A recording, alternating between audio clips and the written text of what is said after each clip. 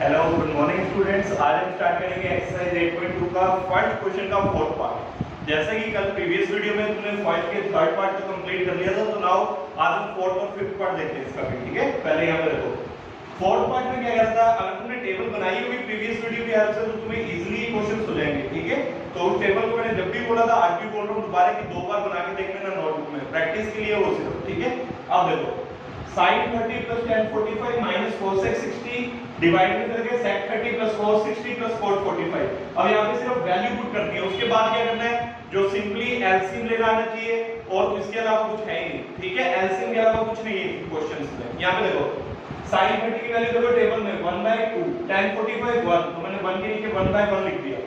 cosec 60 कितना होता है टेबल से देखो 2/√3, sec 30 भी कितना होता है 2/√3, cos 60 1/2, cot 45 1। अब यहाँ पे जब एलसीएम लोगे तो क्या आएगा 2√3 का 2√3। अब यहाँ पे 2 है बट √3 नहीं है, √3 × 1 √3। यहाँ पे 1 है, 1 को 2√3 से मल्टीप्लाई करो तो 2√3। यहाँ पे √3 है बट 2 नहीं है, 2 × 2 4। तो जब और ऐसे नीचे एलसीएम लोगे 2√3 आएगा, यहाँ पे √3 है 2 नहीं है, 2 × 2 4। क्लियर है बात? यहाँ पे 2 है बट √3 नहीं है, √3 × 1 √3। यहाँ पे 1 नहीं है, तो 2√3 बनाने के लिए 2√3 से 1 को मल्टीप्लाई किया 2√3। अब चेक करो 2√3 से 2√3 कैंसिल। क्लियर है बात? 2√3 से 2√3 तुम्हारा हो गया कैंसिल। एक मिनट बस। अब देखो 2√3 प्लस √3 3√3 माइनस 4। यहाँ पे देखो 2√3 प्लस √3 3√3 प्लस 4 3√3 प्लस 4। अब तुम्हें पता है नीचे कभी भी रूट नहीं छोड़ते हैं, तो रेशनलाइज करना पड़ेगा। बीच में साइन प्लस है तो क्या हो जाएगा माइनस माइनस। अब ये वाली चीज और ये वाली चीज बिल्कुल सेम है। अगर सेम है तो देखो a माइनस b का होल स्क्वायर हो जाएगा क्या, 3√3 माइनस 4 का होल स्क्वायर। और नीचे देखो a plus b a minus b a square minus b square. और ऊपर देखो आइडेंटिटी a माइनस b का होल स्क्वायर क्या होगा, a माइनस b का whole square a square plus b square minus 2ab। तो a का स्क्वायर 3√3 का स्क्वायर 3 का स्क्वायर 9 √3 का स्क्वायर 3 9 × 3 27 4 का स्क्वायर 16 माइनस 2 × ab 2 × 3 6 6 × 4 24 नाउ 3√3 का स्क्वायर 27 4 का square 16 27 minus 16 11 27 plus 16 43 minus 24√3। so this is your fourth part of question number 1। Clear हो गए? तो इसका जो थर्ड और फोर्थ पार्ट है ना, है तो बिल्कुल इजी, बट इसमें थोड़ा तुम्हारा क्या है, रेशनलाइज भी हो रही है चीज और तुम्हें एलसीएम लेना आना चाहिए, और कुछ नहीं है इन क्वेश्चन में। तो थर्ड और फोर्थ पार्ट को ढंग से करके देख लेना, फर्स्ट के वही बच्चों को प्रॉब्लम आती है। अब देखो फिफ्थ पार्ट बिल्कुल सिंपल है, इसमें कुछ नहीं है, स्क्वायरिंग आने के बाद और सिंपल हो जाता है। यहां पर देखो 5 cos square 60 4 sec square 30 minus tan square 45 divide में sin square 30 plus cos square 30। अब देखना है यहाँ पे cos square 60 की वैल्यू √1/2 cos बोला है, sin नहीं है, sin 60 √3/2 cos 60 1/2 का स्क्वायर प्लस 4 sec 30 की वैल्यू 2/√3 उसका क्या हो जाएगा स्क्वायर tan 45 1 का स्क्वायर। ठीक है, sin 30 1/2 का स्क्वायर, फिर cos 30 √3/2 उसका स्क्वायर 1/2 1 का स्क्वायर 1 2 का स्क्वायर 4 2 का स्क्वायर 4 √3 का स्क्वायर 3 माइनस 1 का स्क्वायर 1 1 का स्क्वायर 1 2 का स्क्वायर 4 √3 का स्क्वायर 3 2 का स्क्वायर 4। अब नीचे एलसीएम लोगे 4 ही आएगा, 1 + 3 4 4/4 1, ये तो कैंसिल हो गया, नीचे तो कितना आ गया 1।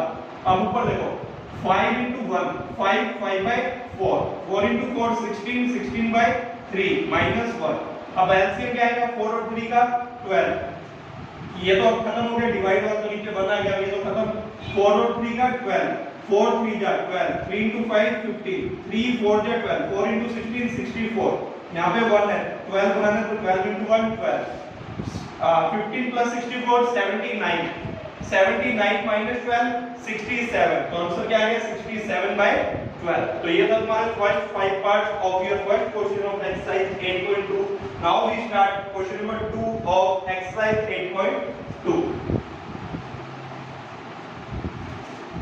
अब 8.5 जो सेकंड क्वेश्चन है, सेकंड क्वेश्चन में तुम्हें एमसीक्यूज दे रखे हैं। उसमें से 4 में से एक पे तुम्हें टिक करना है। तो देखो बिल्कुल सिंपल है। तो यहाँ पे क्या है, सेकंड क्वेश्चन में देखो पहले वैल्यू सॉल्व कर लेना, कुछ भी नहीं है इस क्वेश्चन में। देखो सेकंड के फर्स्ट पार्ट में क्या कह रहे हैं, 2 10 30 अपॉन 1 प्लस 10 स्क्वायर 30, यही बोल रहा है। यस, नाउ सी दैट 2 10 30 की वैल्यू 1/√3 अपॉन 1 प्लस 10 30 1/√3, उसका क्या करना है, स्क्वायर। तो ऊपर देखो क्या हो जाएगा, 2 into 1 2 डिवाइड में √3, नीचे 1 प्लस 1 का स्क्वायर 1 √3 का स्क्वायर 3, नीचे एलसीएम लो, 3 एलसीएम आएगा, यहाँ पे हो जाएगा 3 + 1। तो देखो क्या बन गया, 2/√3 डिवाइड में 3 + 1 4, 4/3। अब ये मैंने तुम्हें बताया था डिवाइड को इसको कैसे लिखते हैं, अगर कहीं तुम्हारा ये आ जाए a/b डिवाइड बाय c/d, तो ये क्या होता है, AD/BC। ये d ऊपर चला जाता है, ये b नीचे, तो ऐसे ये d ऊपर जाएगा, तो 2 × 3 अपॉन 4 × √3, 2 2 जा, ठीक है, ये 4 तुम्हारा नीचे, ये 2 2 जा, और ये देखो 3 को मैं, अब ये क्या बन गया 3/2√3। अब मैं 3 को कैसे लिख सकता हूँ, ऐसे लिख सकता हूँ √3 × √3, √3 × √3 क्या होता है 3, तो नीचे √3, एक √3 से एक √3 कैंसिल। अब आगे तुम्हारा आंसर √3/2। अब देखो तुम्हें वहां पे 4 ऑप्शन दिए हुए हैं। पहला दिया हुआ है sin 60, sin 60 की वैल्यू कितनी होती है, sin 60 की वैल्यू कितनी होती है, √3/2, मतलब ये भी √3/2, ये भी √3/2, आंसर तो आ चुका है, फिर भी चेक कर लो। उसके बाद देखते हैं cos 60, cos 60 कितना होता है 1/2, तो वो तो होगा नहीं। देखो तुम्हारा ए ऑप्शन चल गया है sin 60, तो ये तो हो गया वैसे आंसर। बी देखो cos 60, ये नहीं हो सकता। सी tan 60, tan 60 कितना होता है, tan 60 होता है √3, ये भी इसके इक्वल नहीं आ रहा, तो कैंसिल। डी चल गया sin 30, sin 30 कितना होता है 1/2, ये भी इसके इक्वल नहीं आ रहा, तो इसका मतलब ऑप्शन कौन सा करेक्ट है, ए। तो इसका आंसर क्या हो गया, sin 60, that is √3/2 and this is also √3/2। Now part question number second का सेकंड पार्ट बिल्कुल सिंपल है। देखो क्या कह रहे हैं, 1 - 10 स्क्वायर 45 डिवाइड में 1 + 10 स्क्वायर 45। अब 10 45 की वैल्यू देखो 1 होती है, तो 1 का स्क्वायर, नीचे 1 + 1 का स्क्वायर, 1 का स्क्वायर 1, 1 - 1 1 + 1, 1 - 1 0/2, 0/2 कितना होता है 0, तो आंसर कितना आ गया इसका 0। अब यहाँ भी 4 ऑप्शन दे रखे, पहला दे रखे 10 90, 10 90 क्या होता है, नॉट डिफाइंड। सेकंड 1 नहीं है, 0 है। sin 45 1/√2 होता है, वो भी नहीं होगा। डी ऑप्शन दे रखे 0, तो इसका आंसर क्या हो गया, D. D option is correct because answer is 0। Now third part देखो,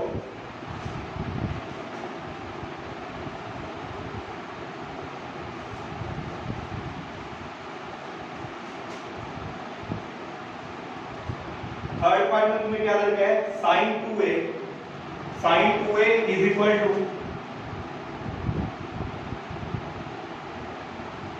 2 sin a।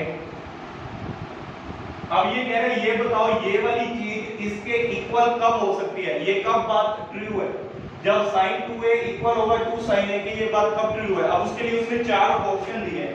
कौन कौन से ऑप्शन दिए हैं, देखो अगर a की वैल्यू हो जाए 0 डिग्री, सेकंड a की वैल्यू हो जाए 30 डिग्री, थर्ड a की वैल्यू हो जाए 45 डिग्री, फोर्थ a की वैल्यू हो जाए 60 डिग्री।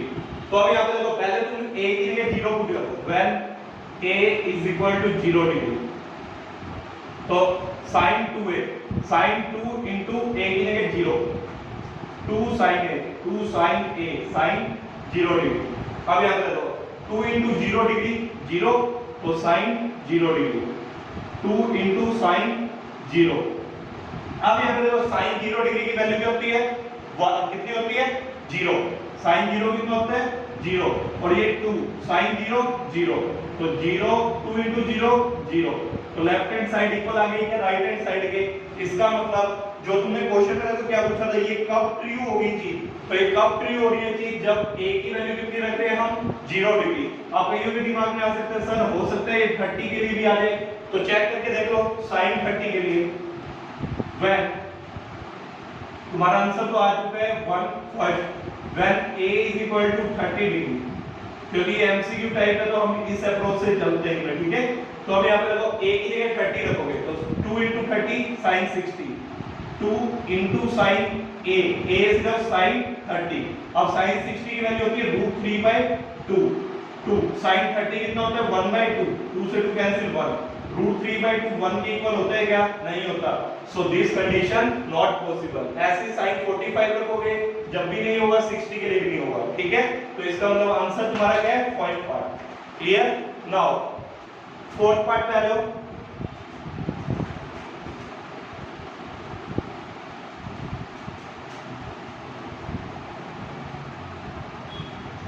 फोर्थ पार्ट में क्या कह रहा है 2 tan 30 2 tan 30 डिवाइड में 1 माइनस tan स्क्वायर 30, ये इधर क्या तुमने यस। अब tan 30 देखो कितना होता है, tan 30 होता है 1/√3 डिवाइड में 1 माइनस 1/√3 उसका स्क्वायर, तो ऊपर लोगे 2/√3 नीचे हो जाएगा 1 माइनस 1/3 एलसीएम लो 2/√3 3 एलसीएम तो 3 माइनस 1, तो देखो क्या बच गया 2/√3 3 माइनस 1 2 2/3। अब मैंने बताया था a/b डिवाइड में c/d हो, कैसे लिखते हैं AD/BC, AD 2 into 3 √3 into 2, 2 से 2 कैंसिल। अब 3 को कैसे लिख सकते हो √3 into √3, नीचे √3 है, एक √3 से एक √3 कैंसिल। अब तुम्हारा आंसर आ गया √3। अब फिर तुम्हें चार ऑप्शन रखे हैं, चार ऑप्शन कौन कौन से हैं, पहला है cos 60, cos 60 की वैल्यू देखो कितनी होती है 1/2, तो ये तो पॉसिबल ही नहीं है। sin 60 कितना होता है √3/2, ये भी पॉसिबल नहीं है। थर्ड है tan 60 कितना होता है √3, ये पॉसिबल हो रहा है। b कितना है sin 30 कितना होता है 1/2। अब देखो तुम्हारी ये सोल्व करने में √3 आया, वो कह रहे हैं किसके इक्वल है, तो इक्वल चेक करो। cos 60 की वैल्यू होती है सॉरी cos 60 होता है 1/2, ये इसके इक्वल है क्या, नहीं है। sin 60 कितना होता है √3/2 है, ये सिर्फ √3 है, ये भी नहीं हो सकता। tan 60 होता है √3, ये भी √3 ये भी √3, ये इसके इक्वल है। sin 30 1/2, ये भी नहीं इक्वल, तो इसका आंसर क्या हो गया सी। क्या ऑप्शन हो गया इसका C. So correct answer is C. Now third question, most important question, इस क्वेश्चन को ढंग से कर लेना, 2 या 3 मार्क्स में तुम्हें पाई जाएगा क्वेश्चन पेपर्स में। इसी के बेसिस पे इसमें एक्सरसाइज में एक एग्जांपल भी दे रखे हैं, उसको तुम ट्राई करके देखना टू। अब यहां पे देखो क्या कह रहा है थर्ड क्वेश्चन में, if tan a plus b equal है √3 के and tan a minus b equal है 1/√3 के एंड जो a plus b की वैल्यू 0 से बड़ी है but equal to greater than और इक्वल टू 90 एंड a बड़ा है किससे b से। ये इसलिए कंडीशन इसने बता दी क्योंकि यहाँ पे देखो a b से बड़ा है, तो a b से बड़ा है तो मतलब इसकी हमेशा वैल्यू जो tan की यहाँ पे वैल्यू आएगी वो किसमें आएगी पॉजिटिव में। तुमने नेगेटिव वाले नहीं पढ़े हैं क्योंकि वो +1 में जाके देखेंगे, पर यहाँ पे प्लस वाली वैल्यूज रहेंगी, ठीक है। एक तो ये कंडीशन होगी और 0 से बड़ी है बट 90 से या तो बराबर है 90 से छोटी, वो अभी तक तुमने अभी वैल्यूज पढ़ी है, a plus b की वैल्यू बताई है उसने, ठीक है। बस ये था उसका मतलब। अब तुमसे क्या कह रहा है a और b की वैल्यू फाइंड आउट करके बताओ, a और b की वैल्यू फाइंड आउट करके बताओ। अब ध्यान से देखो यहाँ पे a और b कितने वेरिएबल है, 2। मैंने हमेशा कहा हुआ जितने वेरिएबल होते हैं उतनी कंडीशन होगी जिससे तुम एलिमिनेशन करके आंसर निकाल सको, ठीक है। 2 वेरिएबल है, 2 तुम्हें इक्वेशन दिखेगी। अब यहां से सॉल्व होके a और b की वैल्यू तो निकल जाएगी, ठीक है।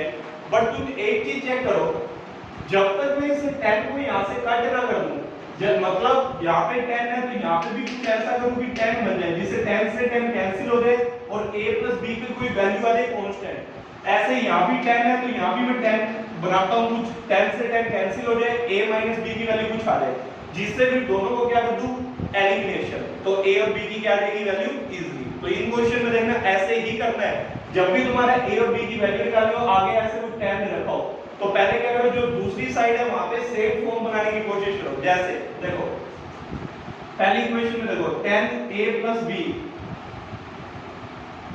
इक्वल है √3 के। अब यहाँ पे देखो यहाँ पे 10 है तो तुमने यहाँ पे भी 10 बनाने की कोशिश करना है, बिकॉज 10 से 10 तुम्हारा जिससे क्या हो जाए एलिमिनेट। यहाँ पे देखो 10a प्लस b। अब तुम अपनी टेबल में ओपन करो, जो 10 वाली लाइन है वहां पे 10 लिखा होगा, ऐसे 10 लिखा होगा तुमने, 0 तो चाहिए नहीं, छोड़ो 30 60 30 45 और 60 रख दो बस। 30 पे देखो वैल्यू कितनी है 1/√3, 45 पे 1, 60 पे √3। मैं तुम्हारी टेबल बना के दिखाई इसकी वजह थोड़ी सी, ठीक है, तो इसको वहां से चेक कर सकते हो। अब तुम्हें यहाँ पे चाहिए 10 है, मतलब यहाँ पे 10 बनाना है, पर 10 का कौन सा एंगल लूं? √3 देखो 10 में कौन से एंगल पे होता है √3? 10 60 10 60 की वैल्यू कितनी होती है √3, तो मैं √3 की जगह लिख सकता हूं 10 60। कोई फर्क पड़ा?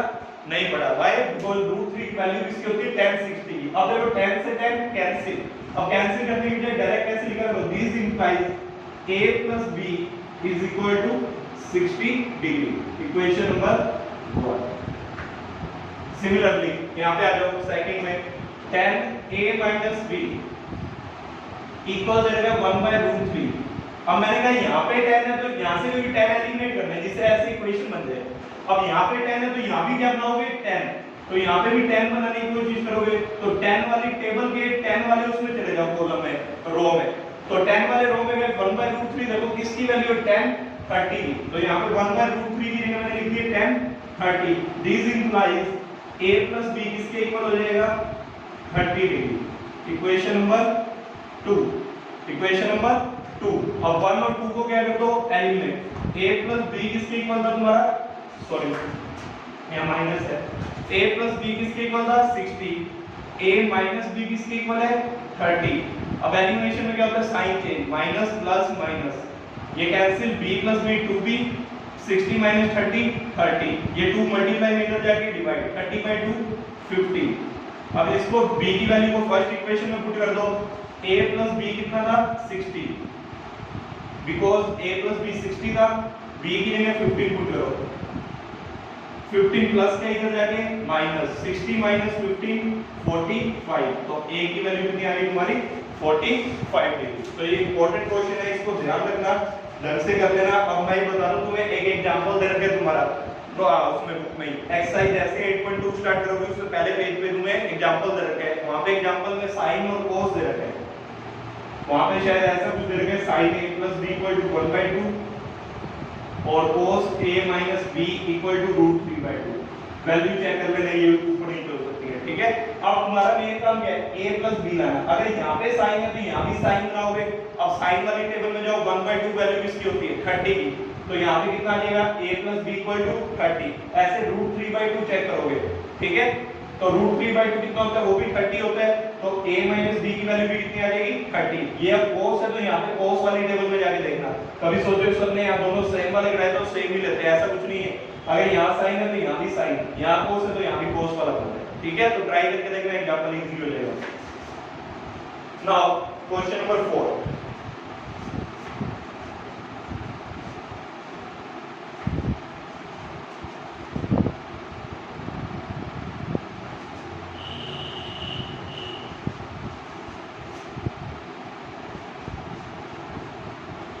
क्वेश्चन नंबर 4 में देखो ट्रू फॉल्स है। फर्स्ट पार्ट में क्या कह रहा है, sin a plus b equal है sin a plus sin b के, ठीक है। अब ये कह रहे हैं बताओ ये ट्रू है या फॉल्स है। sin a plus b bracket में पूरा ये मल्टीप्लाई इसके साथ और फिर अलग अलग करके लिख दिया sin a plus sin b, बिल्कुल गलत बात है।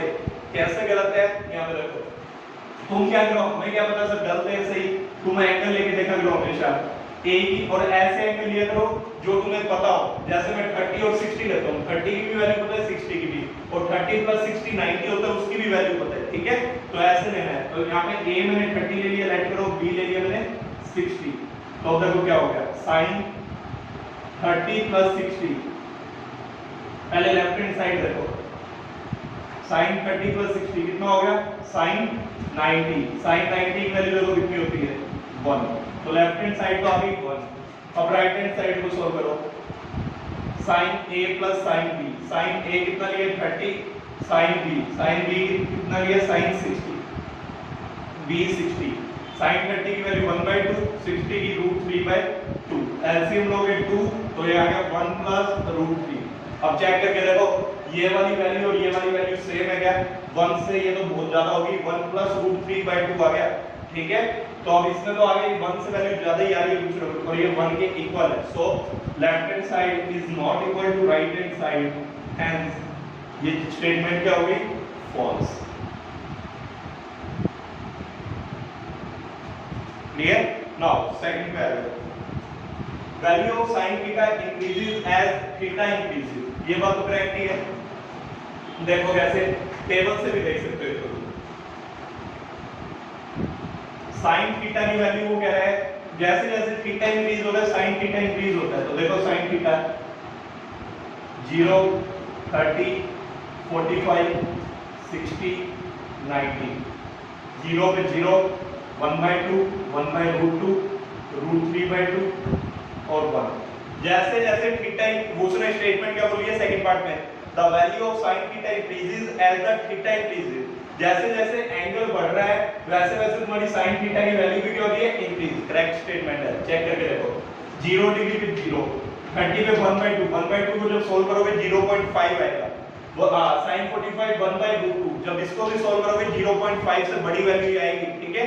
√3/2 इसको सोल्व करोगे, √3 हो गया 1.73/2, 0.85 कुछ आएगा, फिर उसके बाद 1, मतलब जैसे जैसे तुम लेफ्ट थीटा इंक्रीज कर रहे हो, as theta increases sin theta also increases, so this statement is true। तो जो सेकंड स्टेटमेंट थी वो क्या है तुम्हारी, ट्रू। अब थर्ड स्टेटमेंट में देखो क्या कह रहा है, as the value of theta increases, जैसे जैसे थीटा की वैल्यू इंक्रीज हो रही है वैसे वैसे cos थीटा भी इंक्रीज हो रहा है। अब देखो cos थीटा की वैल्यू से होती है 0 के ऊपर नहीं तो वो वहीं से लिख दो, चलो लिख दो,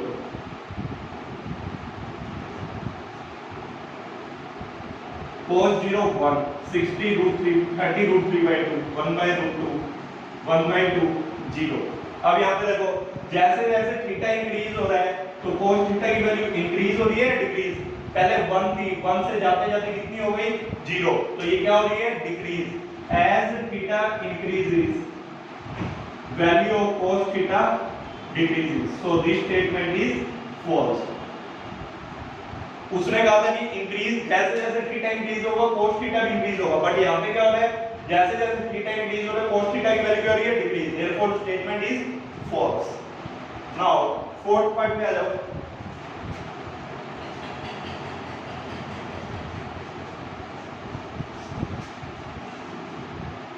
फोर्थ पार्ट में क्या कह रहे हैं, फोर्थ पार्ट में sin थीटा इक्वल होगा cos थीटा के for all values of theta. ये तो देखते ही पता लग जाएगा गलत है स्टेटमेंट।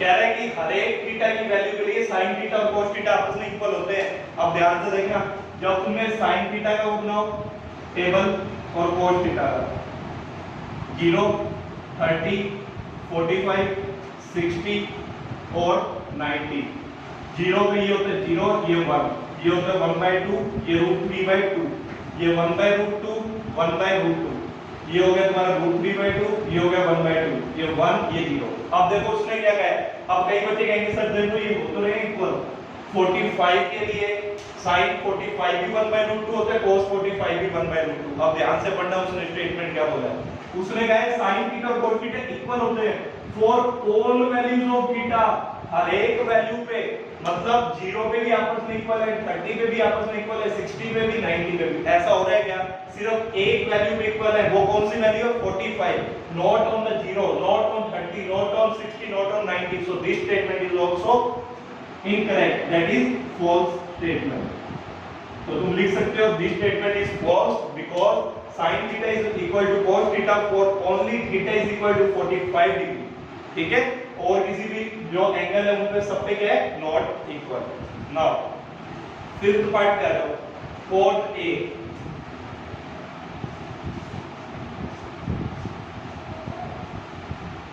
क्या कह रहे हैं, cot A is not defined for A is equal to 0 degree. Fifth part में क्या कह रहे हैं, cot A is not defined for A is equal to 0 degree. देखो यहाँ पे cot A को पहले तो तुम लिख क्या सकते हो, मैंने बताया था तुम्हें किसका रेसिप्रोकल होता है, tan का. अब tan 0 की वैल्यू देखो, A इसमें 0 का है ना, tan 0 लिख दो A के में, तो tan 0 होता है, tan 0 की टेबल में वैल्यू चेक करो 0, 1/0. तो cot A क्या आ गया, 1/0 क्या होता है, नॉट डिफाइंड या फिर इंफिनिटी, तो नॉट डिफाइंड. तो this means this statement is true. और वैसे भी तुम टेबल से भी देख सकते थे cot 0 की वैल्यू कितनी होती है, not defined. So this statement is true. Clear है. तो ये तुम्हारी एक्सरसाइज 8.2 हो गई कंप्लीट. नाउ एक तुम्हारा क्वेश्चन है ना, एक्सरसाइज 8.1 में 11 क्वेश्चन रहेगा था, तो उस क्वेश्चन को कर लेते हैं ट्रू फॉल्स. ठीक है, तो उसके ट्रू फॉल्स ऑफ एक में देखो.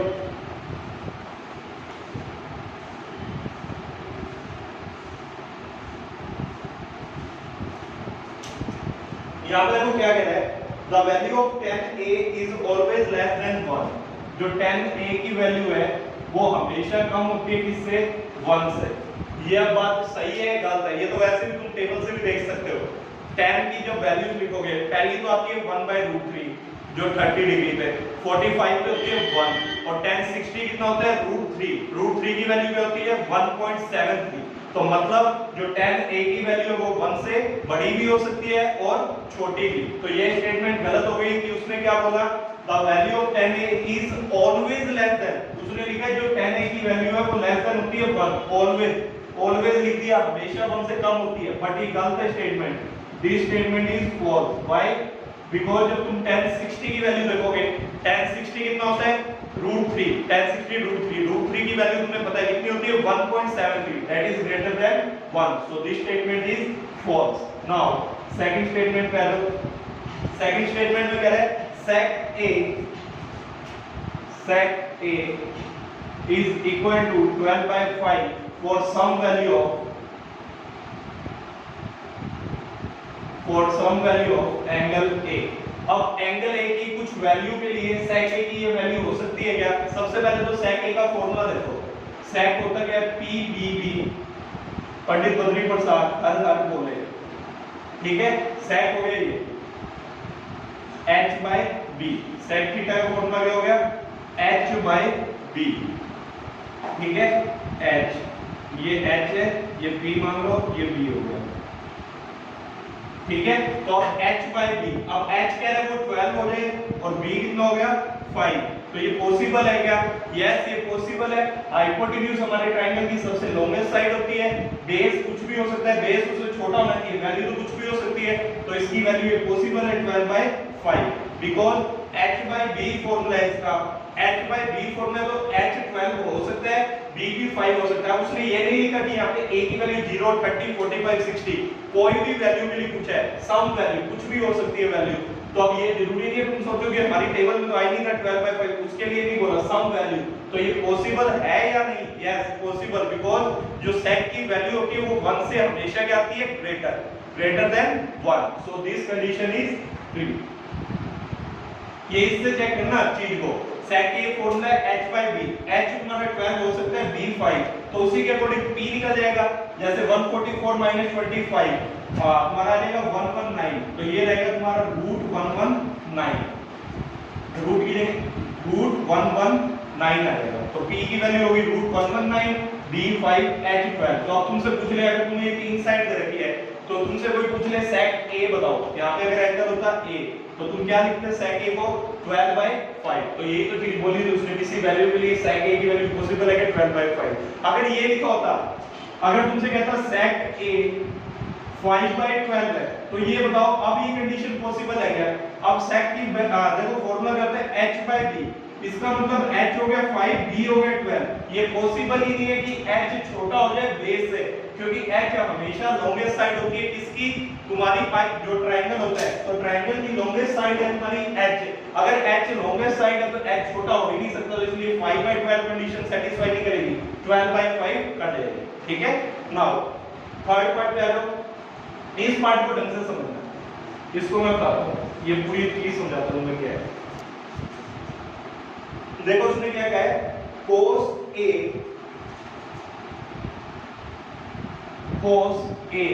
is the abbreviation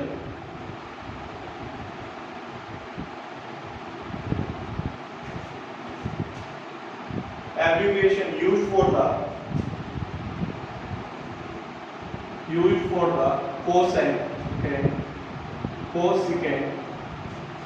of angle A। अब इसका मतलब नहीं समझ आया होगा क्या ये एब्रिविएशन क्या है? एब्रिविएशन क्या चीज है ये आप देखो, इसको नोट कर लेना चीज को, ये यहां से क्लियर हो रही है तुम्हें, तो इसलिए अगर तुमसे कभी कोई पूछ ले तो यहां से तुम क्लियर कर सकते हो चीज।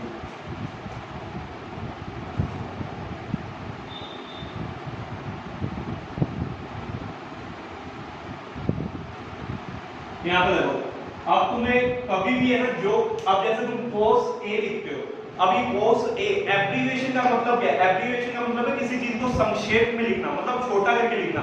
अब cos को पूरी फॉर्म तो क्या होती है? कोसाइन।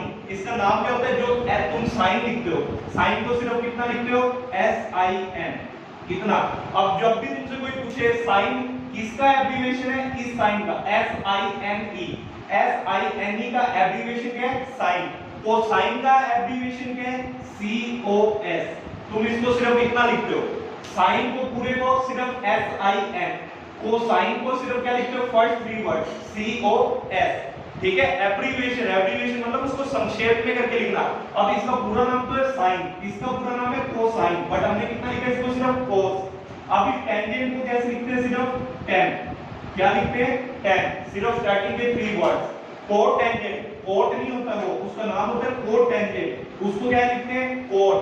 ऐसे जो कोसिकेंट और सिकेंट है, सिकेंट को कैसे लिखते हो तुम? SEC, सेक, जिसको तुम सेक बोलते हो, उसका नाम क्या है? सिकेंट। वो एब्रिविएशन है सिकेंट का, क्या? SEC, सेक। ऐसे कोसेक, अब देखो कोसेक तुम ऐसे लिखते हो, मैंने अभी तक तुम्हें ऐसे ही बताया होगा, बट ये तो है तुम्हारी बुक्स में अभी तक ऐसे ही दे रखा है, बट इसका अब एक नया आ गया एब्रिविएशन, उसको इस तरीके से लिखते हैं CSC। अब जो इसका नया है ये एब्रिविएशन, अभी तक तो यही चल रहा है क्योंकि बुक्स में भी ये करेक्ट नहीं हो गया है, तो जो अब नया एब्रिविएशन है कोसिकेंट का वो ये है। मैं तुम्हें बता देता हूं, अगर कभी तुम्हें CSC लिखा हो तो उसका मतलब भी क्या है? कोसिकेंट। तो ये नई चीज आई है तो इसको ध्यान दे लेना। ठीक है, साइन का एब्रिविएशन SIN, कोसाइन का कोस, टेंजेंट का tan, कोटेंजेंट का कोट, कोसिकेंट का कोसेक बोलते थे, अब ये है CSC, सेक, सिकेंट का सेक। ठीक है, अब देखो यहाँ पे अब समझ आएगी तुम्हें बात, इसको नोट कर लेना चीज को। ठीक है, अब यहाँ पे ये कह रहा है जो कोस है वो एब्रिविएशन है किसका? कोसिकेंट का, कोसिकेंट का। कोसिकेंट का एब्रिविएशन देखो क्या था? कोसेक, ना कि कोस। कोस किसका एब्रिविएशन है? कोसाइन का। सो this statement is false because cos A तुम लिखना है ये चीज, मैंने लिख रहा हूं यहाँ पे false because cos A is the abbreviation of the cosine for angle A। समझ आई बात? cos A is the abbreviation used for cosine। cos किसके लिए एब्रिविएशन यूज होता है? for cosine of angle A। अब ये एंगल A तो इनके पीछे लग जाता है, जैसे अगर मैं ये बोल रहा हूं cos, कोसाइन का एब्रिविएशन cos है, for some angle A तो cos A लिखेंगे। अगर मैं बोलता हूं एंगल cos का एंगल B के लिए तो cos B हो जाएगा। अब इसका मतलब ये नहीं है कि cos और ये B आपस में मल्टीप्लाई में, ये पूरा लिखने का तरीका है, ये इसका एक सिंबल है ये। ठीक है, अगर तुम कोसाइन को तुम्हें लिखना है तो तुम कैसे लिखोगे? cos, बट cos अकेला तो नहीं लिखोगे, कोई ना कोई एंगल लिखोगे साथ में, तो वो भी होगा तुम्हारा एंगल। तो ये पूरा एक सिंबल है, ना कि आपस में दोनों क्या है? प्रोडक्ट। तो ये स्टेटमेंट क्या थी तुम्हारी? फॉल्स। नाउ फोर्थ पे आ गया, फोर्थ वही आ गया, फोर्थ पार्ट मल्टीप्लाई होते ही नहीं है, अभी मैंने बताया ना तुम्हें। फोर्थ स्टेटमेंट में क्या कह रहा है? cot A is the product of chord and angle A. Chord A is the product of chord and angle A. ये स्टेटमेंट बिल्कुल गलत है। मैंने अभी बताया जो ये chord A है वो इन दोनों का प्रोडक्ट नहीं है, ये जस्ट सिंबल है chord A को शो कर रही है, पूरी A की चीज है, ना कि ये दोनों क्या है product. So it is the this statement is also false. Now fifth part, sin theta is equal to 4/3. sin theta किसके इक्वल है? 4/3 for some angle theta। कोई एंगल दे रखा है थीटा, उसके लिए sin theta 4/3। अब चेक करो ये पॉसिबल है या नहीं। sin theta का फॉर्मूला देखो क्या होता है, क्या फॉर्मूला होता है sin theta का? p/h, और वो उसने दिया 4/3 के इक्वल, मतलब p 4 के इक्वल और h किसके इक्वल हो गया? 3 के। ये कंडीशन पॉसिबल है, क्या वो देख के बता सकते हो। ट्रायंगल की सबसे लॉन्गेस्ट साइड कौन सी होती है? हाइपोटेन्यूज। हाइपोटेन्यूज छोटी है किससे? परपेंडिकुलर से। So this is not possible. तो ये करके दिखा देना वहां पे, ये लिख के p = 4 and h = 3 because hypotenuse is the longest side in the triangle. This is not possible that hypotenuse is less than the perpendicular. So this statement is also incorrect, that is false। ठीक है, तो ये true false पे ध्यान देना। ये 1 marks में कई बार आ जाते हैं तुम्हारे, क्योंकि तुम्हारे जो पेपर का तरीका है वो कैसे आ रहा है, 20 क्वेश्चन जो स्टार्टिंग है वो एमसीक्यूज भी होंगे, उसमें ट्रू फॉल्स भी, फिलिंग द ब्लैंक्स भी। ठीक है, तो उसमें 20 क्वेश्चंस के लिए इनको प्रिपेयर करा करो, कभी ये लेफ्ट कर दो, आप ये तो क्या करना है, ट्रू फॉल्स पेपर में कब आते हैं। ठीक है, तुम्हारे 20 क्वेश्चन आते हैं एमसीक्यूज, तुम वहां पे ही पाएंगे, तो इसीलिए इनको भी ढंग से करना है तुमने ट्रू फॉल्स को। ठीक है, थैंक यू फॉर टुडे। अगर कोई भी डाउट आता है तो कमेंट बॉक्स में लिख देना। ठीक है, थैंक यू।